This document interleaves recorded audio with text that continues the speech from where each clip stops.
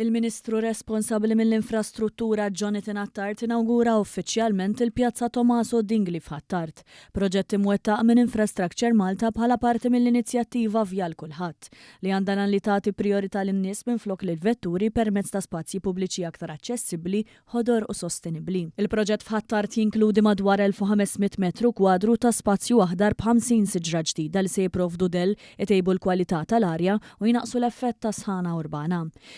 Installata wkoll sistema ta' ġbir tal-ilma tax-xita f'ġibjun taħt l-art biex l-ilma jerġa' jintuża għat-tisqija u t-tindif tal-pjazza. Il-Ministru Attard qal l-investiment fl-infrastruttura ifisser ukoll l-investiment fil-komunitajiet u fil-kwalità tal-ħajja.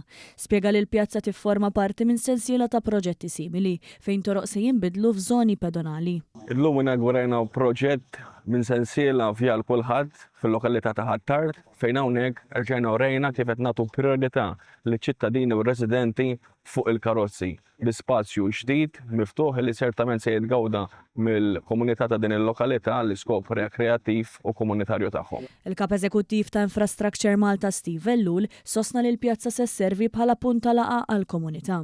L-inaugurazzjoni intemmet b'attivitajiet u divertiment għall-familja kollha.